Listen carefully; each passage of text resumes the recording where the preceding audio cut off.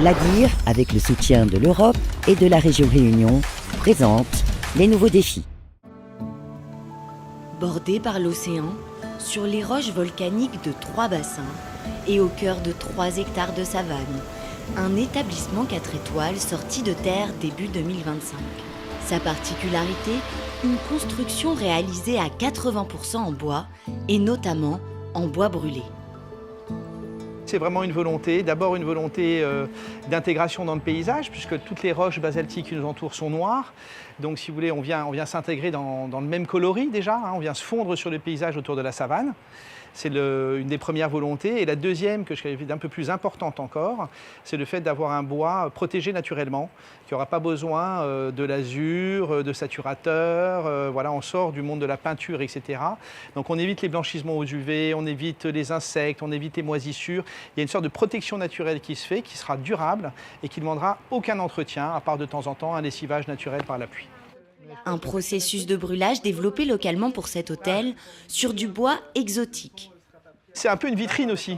Voilà, une vitrine de ce qu'on peut faire en local, parce qu'à qui le souhaite, on peut donner l'artisan, le nom de l'artisan qui l'a fait. À qui le souhaite, on peut, chez Fibre, consulter les bois qui ont été utilisés ici sur ce chantier et reproduire, si on le souhaite, ce type de déco ou d'aménagement chez soi.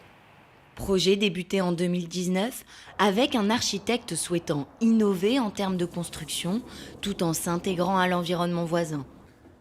Quand j'ai vu le site, je le trouvais tellement beau, tellement simple, tellement naturel qu'il n'était pas question de venir créer un bâtiment qui s'imposerait au site, ni d'ailleurs détruire le site en nature.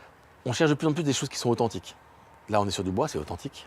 Le côté brûlé est encore plus authentique parce que chaque planche est différent, donc il y a un côté, une patine extraordinaire. Et je pense qu'en termes de tendance, ça peut devenir une tendance assez forte. En plus, comme il est brûlé et que c'est du bois, en termes de chaleur, il ne prend pas de chaleur. Le béton prend la chaleur, accumule la chaleur. Le bois, il va au contraire, il ne va pas absorber, donc il va rester comme il est, il ne va pas chauffer. Certaines personnes ont peur que le bois ne va pas tenir avec les cyclones. Pas du tout, les techniques qui sont employées, il n'y a vraiment aucun risque de ce côté-là. Technique ancestrale japonaise, il a fallu penser puis tester la méthode localement. Et c'est l'ingénieur de Fibre, entreprise Pays de Bois, qui fut chargé de son développement.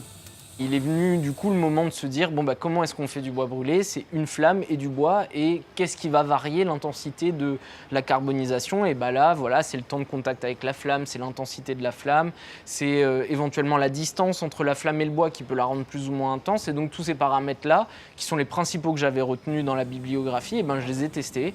Je pense que ce qu'il y a d'important à retenir là-dedans, c'est que en fait, du fait qu'on soit en local, on maîtrise. Et on reste toujours proche des gens, entre guillemets, on ne va pas se dédouaner en disant c'est pas nous qui sommes responsables de la qualité. Là, on fait un produit, on en est fier et on est capable de nuancer, on est capable aussi de continuer à innover. On n'est pas à l'abri que demain ou après-demain, il y ait des nouveaux motifs, des nouvelles formes de bois brûlé qui puissent exister. Il faut juste qu'on y passe le temps qu'il faut, nécessaire à produire, par exemple, entre guillemets, une nouvelle collection ou une nouvelle méthode de finition. Donc voilà, c'est vraiment finalement ce côté-là qui est vraiment important, c'est de garder la maîtrise du processus et de pouvoir se dire qu'on a fait les choses et que ça nous appartient. Enfin, c'est une super fierté de pouvoir voir que la méthode elle est aboutie aujourd'hui. En plus du bois brûlé développé à l'échelle industrielle, Ligne Bois, filiale de Fibre opérationnelle depuis juillet 2025, propose aux professionnels comme aux particuliers de personnaliser ces bois. Là, je vais faire une teinte. Donc j'ai une base et à partir de là je vais mettre de la machine à teinter et je choisis une couleur et du coup la machine va mettre les pigments nécessaires pour faire la couleur. Avec tous ces pigments on peut faire n'importe quelle couleur. On a un petit spectromètre où on peut mettre sur la couleur et la retrouver directement. Il suffit qu'ils nous amènent une couleur et nous on peut la recopier. Donc là je vais faire un blanc de signalisation. Du coup, je choisis la base que j'ai en stock et je peux choisir la taille du pot. Nous, c'est des pots de 18 litres. Donc, je fais 18 litres. Et là, il y a juste à appuyer distribution. Je sais quel type de teinte je vais avoir dans le bac. Pour chaque couleur qu'on doit faire, on la fabrique. Peinture, lasure, saturateur, dans cette nouvelle usine du Sud, un objectif, adapter l'offre aux clients. Et la spécialité, c'est le sur-mesure local. La démarche de cet investissement-là, elle a pour antécédent la crise sanitaire, par exemple, où on a pu mesurer tout l'intérêt qu'on avait à chaque fois en termes d'autonomie sur ce territoire. Et donc là, on fait une nouvelle avancée en termes d'indépendance, si je puis dire, sur notre capacité à réagir aux prescriptions, aux souhaits des clients finaux, en n'ayant pas forcément des délais incompressibles liés à l'acheminement maritime, liés à la préparation de commandes dans d'autres usines européennes.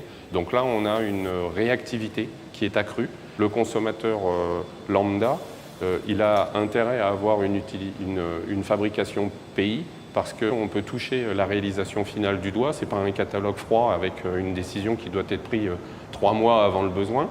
Donc ce n'est pas restrictif que d'acheter localement, c'est ça que je voulais dire.